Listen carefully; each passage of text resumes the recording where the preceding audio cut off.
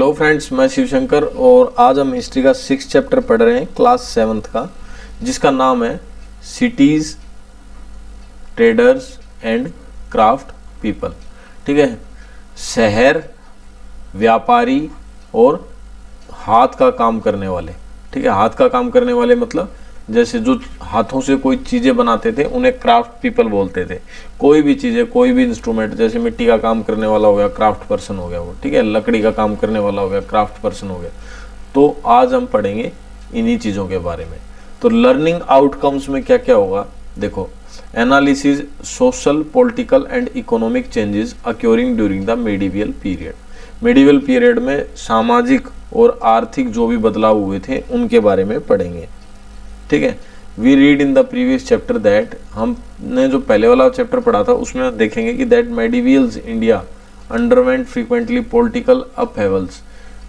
However this period also witness the growth of town and urban centres in various part of the country. इस समय में बहुत सारी चीजें बदली थी, शहर में, गांव में। ठीक है, वेरियस पार्ट इंडिया में। तो वो सारी चीजें हम डिटेल से देखेंगे और समझेंगे। तो चलिए स्टार्ट करते हैं। Towns and cities. सबसे पहले शहर और कस्बे। टाउन माने होता है कस्बे। कस्बे का क्या मतलब होता है, जो ना तो बड़ा शहर होता है और ना ही छोटा शहर होता है, बीच का होता है। ना गांव होता है ना शहर होता है, बीच का होता है। उसमें गांव के भी गुण होते हैं और शहर के भी। ठीक है, तो जब भी कोई शहर बनता है तो गांव से धीरे धीरे ट्रांसफर हो जाता है। During the medieval period. ठीक है, मेडिवल पीरियड में, मेडिवल होता है मध्य युग में, इंडिया वाज प्रोस्परस। इंडिया बहुत समृद्ध था। प्रोस्परस मतलब होता है समृद्ध। This development was the result of the political and economic policies. और ये डेवलपमेंट है ना, किसके कारण था? राजनीतिक और आर्थिक नीतियों के कारण। फॉलोड बाय द, जिसको संभाल रहे थे दिल्ली सल्तनत and Mughal rulers. Under the Mughals trade and commerce flourished as the ruler supported trading.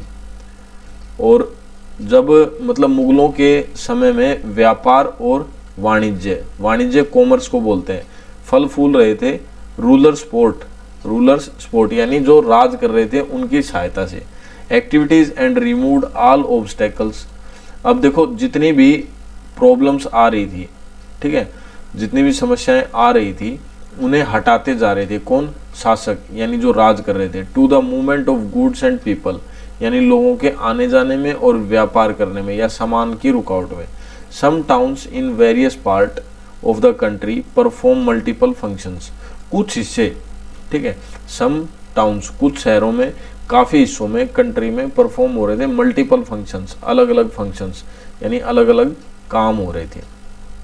ठीक है, ये बोल रहा है अंडरस्टैंडिंग स्किल्स। आप लिख सकते हैं in your notebook, classify the following modern city as trade centre, pilgrimage town. Pilgrimage होता है जहाँ पे तीर्थयात्री आते हैं। Centre of craft and administrative centres, और क्राफ्ट के सेंटर जहाँ पे चीज़ें बनती थी, और administrative centres New Delhi, Ahmedabad, Kanchipuram, Varanasi. One city can be placed in more than one group. ये एक से ज़्यादा ग्रुपों में होती थी। तो इन चीज़ों की आप लिस्ट बना सकते हैं और समझ सकते हैं। Many foreign travelers visit India during the medieval period, left behind several accounts। बोल रहे काफ़ी फॉरेन ट्रेवल्स जो विदेशी यात्री होते हैं वो इंडिया में यात्रा करते थे काफ़ी कारणों से। सेवरल अकाउंट्स, बहुत सारे कारणों से। Ibn Battuta description of India cities date back to the 14th century CE। अगर हम 14वीं शताब्दी के और ये इबन बटूटा का अगर हम डिस्क्रिप्शन देखें तो भारत के बारे में कुछ पता चलता है। ड्यूरिंग मोहम्मद बिन तुगलक रीजन, मोहम्मद बिन तुगलक के समय में, हिस्टोरियन सेज, इतिहासकार यानी जो किताबें लिखते थे इतिहास की, वो कहते हैं कि that about 15% of the population, 15% जनसंख्या, लाइव्ड इन अर्बन सेंटर्स। कहाँ पे रहती है? शहरों में रहती है, और बाकी की रहती है गाँव में, यानी रूरल एरिया में। Let us study the different type of urban centres in the sub continent. चलो हम देखते हैं अलग अलग तरह के सब कॉन्टिनेंट के अंदर अर्बन सेंटर। अर्बन सेंटर मतलब शहर हो गए। ठीक है, टाइप ऑफ अर्बन सेंटर्स, उस समय में किस तरह के शहर होते थे। देखो हम यही पढ़ रहे हैं, टाउन और सिटीज। ठीक है ना, तो type of urban centre, the process of urbanisation was different in the different region. और जो शहर होते थे वो अलग अलग होते थे अलग अलग एरिया में। Each region had different social and economic forces, हर रीजन में अलग सोशल सामाजिक और आर्थिक कारण होते थे which influence the formation of town, जो शहर को बनने में प्रभावित करते थे। देखो ये दोनों चीजें प्रभावित करती हैं। सामाजिक यानी समाज में किस तरह के लोग हैं, सपोज करो आप अगर बहुत सारे मुस्लिम लोग हों तो वहाँ पे मंदिर बनाना थोड़ा मुश्किल काम होगा, ठीक है, और वहाँ पे आरतियाँ चलाना थोड़ा मुश्किल काम होगा। तो इसी तरीके से प्रभावित होती हैं चीजें। तो ये तो हो गया सामाजिक फैक्टर, ठीक है। मैं किसी के साथ धर्म की बातें नहीं कर रहा हूँ, मैं नॉर्मल बातें बता रहा हूँ। फिर इकोनॉमिक फोर्सेस, इकोनॉमिक फोर्सेस क्या होता है, पैसे। देखो अगर पैसे होंगे तो आप बड़े काम और बड़े डिसीजन आसानी से ले सकोगे, नहीं तो दिक्कत होगी। यानी अगर बड़े बड़े रोड बनाने हैं, बड़े बड़े महल बनाने हैं और पैसे नहीं है तो आप वो डिसीजन अच्छे से नहीं ले पाओगे। तो आपको सबसे पहले पैसे कमाने के बारे में सोचना पड़ेगा। तो most of the towns developed because the specific functions they serve. तो बोल रहा है ज्यादातर शहर विकसित हो रहे हैं, क्यों, स्पेसिफिक फंक्शन दे सर्व, कुछ अलग फंक्शंस जो वे चाहते थे, ठीक है। फिर आगे हमारा एडमिनिस्ट्रेटिव सेंटर्स। अब एडमिनिस्ट्रेटिव सेंटर्स के बारे में देखो क्या बता रहा है। एडमिनिस्ट्रेटिव क्या होता है, जहां पर बैठ करके पूरे देश के बारे में निर्णय लिया जाए। जैसे हमारे संसद विधानसभा ये होते हैं, वहाँ पे बैठ, वो हमारा एडमिनिस्ट्रेटिव पार्ट हो गया। वहाँ पे वो देश में क्या क्या करना है, देश में किस तरीके से मतलब देश को इम्प्रूव करना है या ग्रोथ करनी है देश की, तो वहाँ पे बैठ के डिसीजन लिए जाते हैं, तो उन्हें एडमिनिस्ट्रेटिव सेंटर कहते हैं। तो ये एडमिनिस्ट्रेटिव सेंटर पहले के हैं। Some town such as Delhi, Agra, Hampi and Kannauj had a distinct characters. इनके सबके अलग अलग बोल रहे कैरेक्टर्स थे। They were the capital cities, ये क्या थी, राजधानियां थी। Developed as a centre of power, और इनमें मतलब पावर ताकत थी। मतलब जैसे दिल्ली है, दिल्ली में अगर कोई डिसीजन लिया जाए तो पूरे देश में लागू किया जाएगा, तो उनके पास पावर है। एंड एडमिनिस्ट्रेशन, और वहाँ पे क्या था, एडमिनिस्ट्रेशन था, मतलब देश का जो संभालने वाला होता है ना, मंत्रालय, वो हो गया। They were well connected with other urban centres, और ये अच्छे से जुड़े हुए थे बाकी सभी शहरों से। Almost all Capitals with fortified for protection from invaders, और ये सभी शहरों की किलाबंदी करके, किलाबंदी मतलब जैसे मान लो ये गांव है, ठीक है, तो इस गांव को बचाने के लिए बाहर चारों तरफ दीवारें खींच दी हो, ठीक है, तो इसको फोर्टिफाइड बोलेंगे, फोर्टिफाइड प्रोटेक्शन फ्रॉम इन्वेडर्स। और ये किससे, बाहर के आक्रमणकारियों से हमारी रक्षा करते थे। और इनके ऊपर कहीं कहीं पे एक दो सैनिक घूमते रहते थे जो देखते रहते थे दूर का, और बाहर गुप्तचर घूमते थे कि कहीं पे आसपास कोई युद्ध करने के लिए तो नहीं आया हुआ है। तो ऐसे एक्टिविटी होती थी।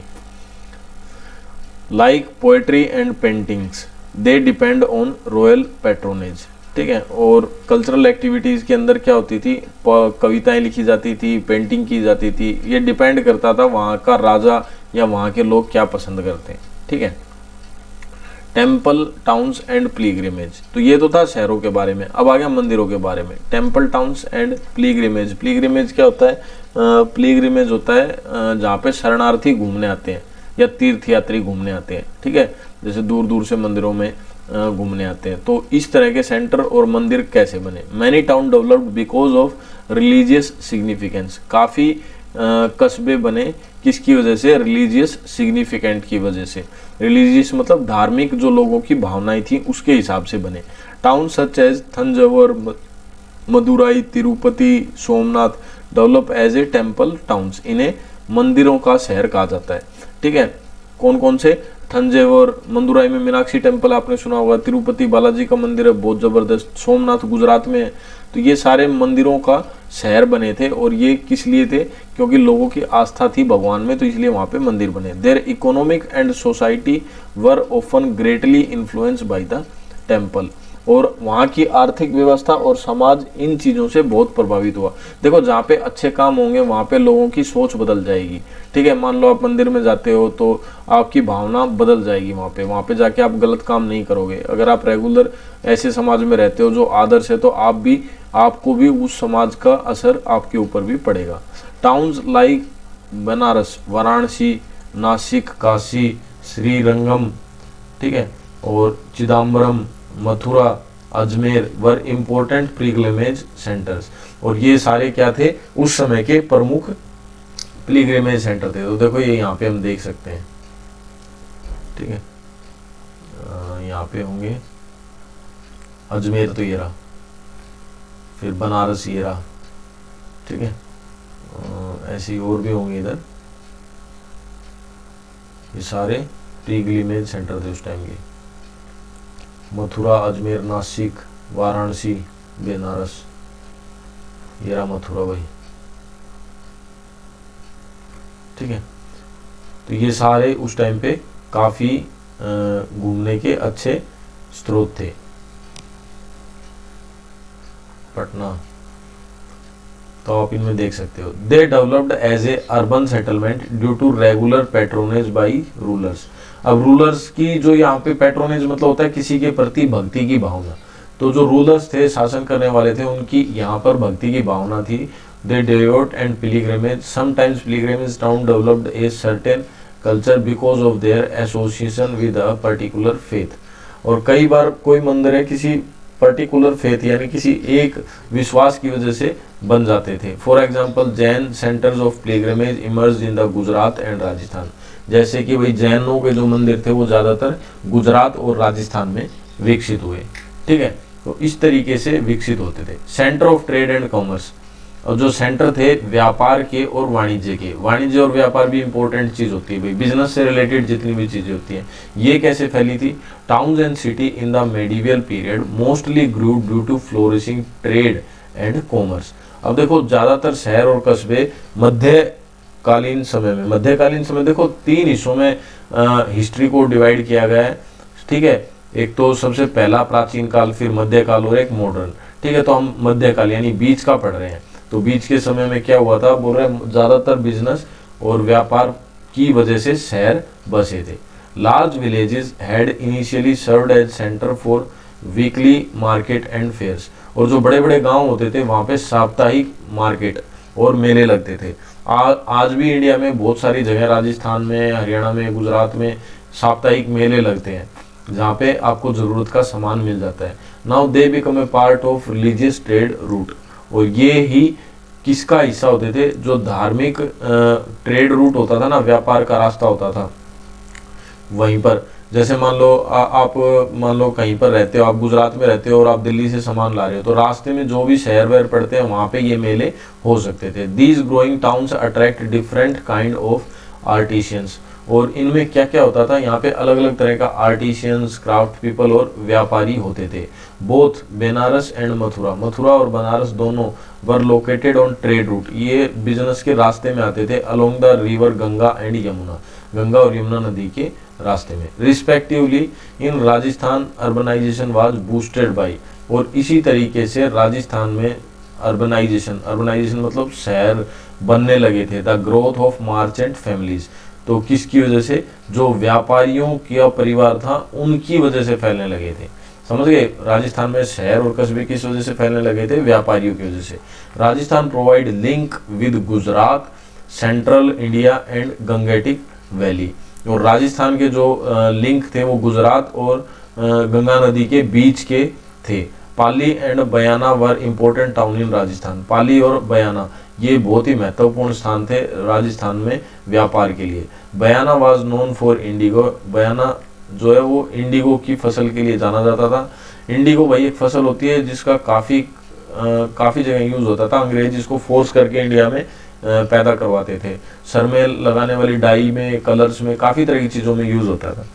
इन the south some towns were located at the intersection. और कुछ शहर बोल रहा है कि कुछ रास्तों के इंटरसेक्शन में पड़ते थे। जैसे मान लो यहाँ पे दिल्ली है, यहाँ पे बॉम्बे है, ठीक है, और यहाँ पे मान लो कोई और दूसरा शहर है, जैसे मान लो महाराष्ट्र है, तो और एक इधर मान लो कोई साउथ का शहर मान लो केरल है, ठीक है। तो ये क्रॉस सेक्शन यानी ये इस तरह की जगहों पर ये जो गांव आ जाते थे वो ज्यादा तेजी से विकसित होते थे। Some towns were located at the intersection मतलब काटते हुए रास्ते में of important trade route, main business के रास्तों पे। Certain towns emerge as a hub of production of a particular craft. और इन रास्तों में ही कुछ पर्टिकुलर क्राफ्ट का प्रोडक्शन शुरू हो जाता था। They attracted large number of craft people, ये ज़्यादातर दूर दूर से आए हुए लोगों को जो हाथ का काम करते थे उनको अट्रैक्ट करते थे, एंड ट्रेडर्स और बिजनेसमैन को। Banaras, Kanchipuram, Khairabad flourish because of the popularity of the craft, क्योंकि क्राफ्ट की पॉपुलरिटी की वजह से, ऑफ दिस रीजन। ठीक है, तो ये हो गया था भाई जो शहर वगैरह थे बिजनेस की वजह से जो बढ़ रहे थे उनका। फिर पोर्ट टाउन, पोर्ट टाउन का क्या मतलब हो गया? पोर्ट, देखो पोर्ट एक ऐसी जगह होती है जहाँ से व्यापार होता है, ठीक है, जिसे बंदरगाह बोलते हैं। पोर्ट दो तरह के हो सकते हैं, एयरपोर्ट हो सकता है आज के दिन में तो, और पहले मतलब पानी वाला पोर्ट होता था, सी पोर्ट यानी समुद्री रास्ता। कैम्बे, सूरत, गोवा, कोची और मसूलीपट्टनम वर थ्राइविंग पोर्ट टाउन्स। ये कौन से टाउन थे? पोर्ट के शहर थे। पोर्ट्स वर इम्पोर्टेंट, पोर्ट ही बहुत ही इम्पोर्टेंट टॉपिक है भाई, देखो ये दिखा रखा, कैम्बे, फिर सूरत, ठीक है, फिर ये रहा गोवा, फिर ये आ गया कोची, ये आ गया मसूलीपट्टनम, ठीक है, और ये कलकत्ता। तो ये मेन पोर्ट हो गए, ठीक है, और यहाँ पे बिजनेस का मेन सोर्स था। ये समुंदर के पास लगते हैं हमारे, देखो ये यहाँ से है ना, ये यहाँ से ये सारा समुंदर है, ठीक है, ये अरेबियन सी है, फिर ये इंडियन ओशियन कहा जाता है इसे, ठीक है, हिंद महासागर भी कहा जाता है, और फिर ये बंगाल की खाड़ी है, इस साइड में भी सारा समुंदर ही समुंदर है। समझ गए?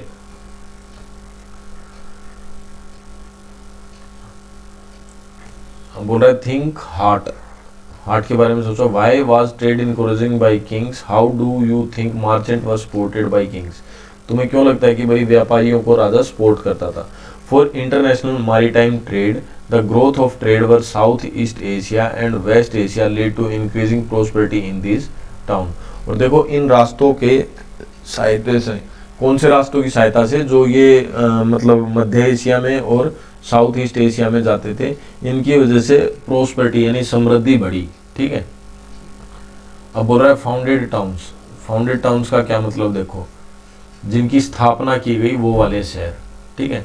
Many new towns were founded in this period by rulers, शासकों के द्वारा काफ़ी शहरों को स्थापित किया गया इसमें। Powerful nobles and officials, powerful nobles मतलब कौन होते हैं? जो राजा के शाही आदमी होते हैं, जिनके पास बहुत ताकत होती है। Fatehpur Sikri was founded by Akbar to honour the Sufi sant. अब जो फतेहपुर सिकरी है ना, वो राजा अकबर के द्वारा बनवाई गई थी, किसके सम्मान में? सूफी संत शेख सलीम चिश्ती, ठीक है। अकबर जो है सूफी संत शेख सलीम चिश्ती से प्रभावित थे और उनके सम्मान में उन्होंने क्या बनवाई थी? Fatehpur Sikri. And to celebrate Akbar's conquest of Gujarat, और सेलिब्रेट किया अकबर के सम्मान में गुजरात, या अकबर की विजय, जो गुजरात में अकबर ने जीत हासिल की थी उसके भी सम्मान में मनाया था। हैदराबाद वाज फाउंडेड बाय सुल्तान महमूद कली कुतुबी शाह, और देखो हैदराबाद को किसने स्थापित किया था? सुल्तान महमूद कुली कुतुब शाह। वैन जब गोलकुंडा बिकम ओवर क्राउडेड, जब गोलकुंडा में भीड़ बहुत ज़्यादा हो गई थी, एंड कंजेस्टेड, और वहाँ पे मतलब रुकना थोड़ा मुश्किल हो गया था। Shahjahanpur, Moradabad and Ghaziabad were among the towns that were set up during this time, और इसी समय में ये शहर भी बसाए गए थे, शाहजहाँबाद, मुरादाबाद एंड गाजीपुर।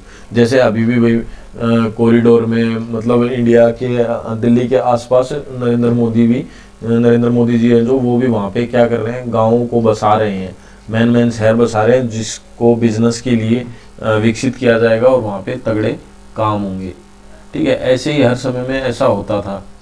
समटाइम्स जब देखो बहुत सारे रीजन होते थे नए शहर बनाने के, भीड़ ज़्यादा हो जाती थी तो बाहर कोई नया शहर बसा दो, वहाँ पे बिजनेस स्टार्ट करो, ठीक है, तो और आदमियों के लिए भी काम रोजगार मिले, तो ऐसे मतलब कंटिन्यूस चलता रहता था। Sometimes towns were also found by joining A group of villages, कई बार कई गांव के लोग इकट्ठे होकर एक गांव को विकसित करते थे। This town were populated by transferring people from other places either by offering concessions or by force, या तो concession की वजह से या ताकत के साथ। Apart from the ruling class and the nobility, the town had shopkeepers, bankers, money lenders, craft peoples, hakims, scholars and artisans.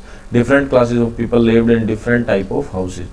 अब देखो अलग अलग तरह के लोग हैं जो अलग अलग तरह के घरों में रहते थे। वो डिपेंड करता था वो कैसा एफर्ट कर सकते हैं, कैसा बना सकते हैं या कैसा बनवा सकते हैं। फिर government approval was essential for setting up a new town, और गवर्नमेंट की जो परमिशन है वो नया शहर बनाने के लिए बहुत ही ज़रूरी है। The 7th city of Delhi, Delhi का 7वां शहर आपने सुना होगा Shahjahanabad, was also setup during this period, ये भी इसी समय में, इसी पीरियड का मतलब मेडिवियल पीरियड में ही इसको बसाया गया। It was a lavish statement of the power and prestige of the Mughal empire, मतलब जो मुगल एम्पायर थे, मुगल के जो राजा थे, उनके सम्मान में और उनकी ताकत में शाहजहाबाद को दिखाया गया या बसाया गया। Located on the bank of river Yamuna, जो यमुना नदी के किनारे पर बसाया गया। It had a number of important structures, यहाँ पे काफ़ी इंपॉर्टेंट नंबर ऑफ स्ट्रक्चर्स बनाए गए थे, जैसे जामा मस्जिद, फिर चांदनी चौक, फिर royal residence, was the Red Fort and execute fort place. Shahjahanabad was home to the nobility, ठीक है। और शाहजहानाबाद जो है वो क्या है, घर था किस चीज़ का, नोबिलिटी का। High ranking official, prosperous, merchant, यहाँ पे काफ़ी बड़े ओहदे के अफसर, व्यापारी और भी बहुत सारे लोग यहाँ पे आते थे, ठीक है। एंड ट्रेडर्स, बिजनेसमैन और रिन्यूड पोएट्स, मतलब नए कवि, म्यूजिशियन, गायकार एंड आर्टिस्ट, और आर्टिस्ट यानी मतलब हाथ से कोई भी चीज़ बनाने वाले जिसे लोग देख के चौंक जाएं, ठीक है। फन विद हिस्ट्री, बोल रहा है हिस्ट्री के साथ थोड़ा मजाक। On an outline map of India mark at least 2 urban centre of each type using colour code, बोल रहे अपने आप से आप कोई भी कलर कोड लेकर और कोई भी 2 व्यापार के जो शहर थे या मतलब पुराने टाइम में जो शहर विकसित हुए थे उनको कलर करो। Try to show centre across the entire subcontinent, और पूरे सब कॉन्टिनेंट के सेंटर में मतलब वो हो। Reflect the number of settlements, और किन कारणों से वो स्थापित हुए उन चीज़ों को भी रिफ्लेक्ट करो। फिर केस स्टडी आ गई सूरत की, सूरत किस लिए बना और सूरत के बारे में बहुत सारी चीज़ें होंगी। तो Surat is a port city located on the coast of Gujarat. Surat अपन ने देखा था, ठीक है, ये कोस्टल एरिया में विकसित हुआ था, मैप में देखा था ना अपन ने, देखो यार, ठीक है, मैं कलर चेंज करके दिखा देता हूं आपको, ये रहा, ठीक है, ये आ गया हमारा सूरत। तो बोला Surat is a port city located on the coast of Gujarat, Gujarat के किनारे पे बना एक इंपॉर्टेंट शहर है। It was one of the western India major port, ये वेस्ट इंडिया का एक सबसे बड़ा पोर्ट है या इंपॉर्टेंट पोर्ट है। एंड ट्रेडिंग टाउन्स, और बिजनेस की नगरी भी कहा जाता है, आज के दिन भी है भाई। सूरत में कपड़ों का काम बहुत ज़्यादा विकसित है, पूरे भारत में लगभग सूरत से काफ़ी तरह का कपड़ा जाता है। औरतों के बहुत तरह के कपड़े बनते हैं, थान के कपड़े बनते हैं, साड़ियाँ बनती हैं, ठीक है, और भी बहुत सारी चीज़ें बनती हैं। और हीरो के लिए भी, हीरो के बिजनेस के लिए भी सूरत फेमस है। और ड्यूरिंग मेडिवियल पीरियड में Surat was also a popular gateway for pilgrimage, और जो तीर्थयात्री हैं उनके लिए भी एक इम्पोर्टेंट स्थान था। Who wish to travel to Mecca, जो मक्का जाना चाहते थे। It become an important centre of trade from the 16th century onward, और 16वीं शताब्दी में उनके लिए ये महत्वपूर्ण स्थान है। तो देखो जो मक्का जाना चाहते थे वो यहीं से पोर्ट के रास्ते जाते थे, तो वो यहाँ पे खरीदारी भी करते थे आते जाते। आफ्टर अकबर कैप्चर गुजरात, जब गुजरात को अकबर ने कब्जा लिया इन 1572, कब, 1572 में, तो merchants began to prefer transporting their merchandise through Surat, तब व्यापारी सूरत के रास्ते से व्यापार करने लगे। Surat was a major export centre for textile, कपड़े के लिए यानी कपड़े को विदेशों में बेचने के लिए इम्पोर्टेंट सेंटर था। Indigo and the other product, indigo और दूसरे प्रोडक्ट भी यहाँ से बेचे जाते थे। It was also the place from where goods were sent to other part of the empire, और देश के दूसरे हिस्सों में, या बोल रहे हैं इट वाज मतलब ये एक महत्वपूर्ण था जहाँ से हमारे देश का सामान हम दूसरे देशों में बेचते थे। The city had an imperial mint, imperial mint का मतलब क्या हो गया भाई, अंग्रेज जो थे उनको इम्पीरियल बोलते थे, तो ये जो शहर था ये उनके अंडर में आया था। वेयर, जब foreigner merchant could trade there currency, जब विदेशी व्यापारी अपनी करेंसी के साथ यहाँ पे व्यापार करने आए थे। फॉर मुगल कॉइन्स, यानी मुगलों के सिक्कों के साथ। During the Mughal time wheat, sugar and silk were carried from Agra to Gujarat, ठीक है। अब बोल रहा है मुगलों के समय में व्हीट, व्हीट माने होता है गेहूँ, चीनी और सिल्क में जो कीड़ों से बनती है वो सिल्क होती है, were carried from Agra to Gujarat, जो आगरा से गुजरात ले जाई जाती थी। The European trader in scent oil, और जो व्यापारी थे यूरोप वाले वो क्या करते थे, बिजनेस करते थे किसमें, सेंट ऑयल्स में। सेंट ऑयल्स मतलब ऐसे तेल जिनमें खुशबू आती थी, परफ्यूम्स में, फिर ड्राई फ्रूट सूखे मेवे में, कोरल्स यानी समुंदर से जो चीज़ें मिलती थी खाने की उनमें, एंड वाइन्स और शराब में। By the 16th century CE the Portuguese dominate the sea trade in Surat. फिर 16वीं शताब्दी में पोर्टुगीज ने क्या किया, डोमिनेट किया, मतलब अधीन हो गया जो सूरत का समुद्री रास्ता था वो। देवर सून डिस्प्लेस बाय द ब्रिटिश, और ये जल्दी ही अंग्रेजों के अंडर में चला गया पूरी तरह से। In 1608 CE the English East India Company started to dock its ships in Surat. 16वीं शताब्दी में अंग्रेजों ने अपने समुद्री जहाज सूरत के पोर्ट पे लगाना शुरू कर दिया। Jahangir gave the British special concession, और जहांगीर ने उन्हें, जो उस टाइम पे मुगलों के राजा थे जहांगीर, उन्होंने इन्हें स्पेशल कंसेशन दे दिया था। किस लिए, through a royal farman order to Sir Thomas Roe के शाही फरमान के लिए। The ambassador of the English East Indian Company, जो क्या था, एम्बेसडर था, कहाँ का, इंग्लिश ईस्ट इंडियन कंपनी का। इन 1612 यानी 1612 ईस्वी में the British establish a trade factory there, और उन्होंने अपनी एक व्यापारिक कोठी या व्यापारिक एक मतलब फैक्ट्री लगा ली थी। Merchant of many different community lived in Surat, अलग अलग तरह के व्यापारी सूरत में रहते थे, including Multanis, Kashmiri, Muslim merchant, ठीक है, ये सारे मतलब व्यापारी थे अलग अलग तरह के, ये सारे कहाँ पे रहते थे, सूरत में। The bore community and the Banias of Rajasthan, Bora community थी, बनिया आपने बहुत अच्छे से सुना हुआ है, राजस्थान में एंड गुजरात में। Abdul Gafoor the richest merchant of Gujarat, Abdul Gafoor एक जो बहुत तगड़ा बिजनेसमैन था गुजरात का, had several ship of his own, उसकी खुद की जहाजें थी काफ़ी, plying between the port of South East Asia and West Asia, ठीक है, और साउथ ईस्ट एशिया और वेस्ट एशिया के बीच में उसके पोर्ट, मतलब इस एरिया में उसके जहाज चलते थे। Further the city also had communities of Arab, Turkish, Parsi and Armenian merchant, और यहाँ के भी मार्चेंट आते थे, अरब के, तुर्किश के, पारसी के और अमेरियन मार्चेंट, ठीक है। Surat was attacked by the Maratha, फिर सूरत में मराठों के द्वारा हमला किया गया 1723 में। And in the year that followed the merchant of Surat had to face losses, जिसकी वजह से जो सूरत के व्यापारी थे उनको काफ़ी घाटा हुआ। The English took advantages to the situation, और अंग्रेजों ने इस चीज़ का फ़ायदा उठाया, and establish control over half of the trade, और आधे बिजनेस पे अपना कब्जा कर लिया। The Dutch controlled about 1/10 of the trade, और बाकी 1/10 यानी अगर हम मान लो 10 हिस्से बनाए तो उसमें से एक हिस्से पे डचों ने भी कब्जा कर लिया, यानी डच भी अपना काम कर रहे थे और अंग्रेज भी अपना काम कर रहे थे, और मराठों ने यहाँ पे कब्जा कर लिया था। मराठों ने किससे कब्जा किया था, जहांगीर, क्योंकि उस टाइम पे मुगलों का राज था, ठीक है।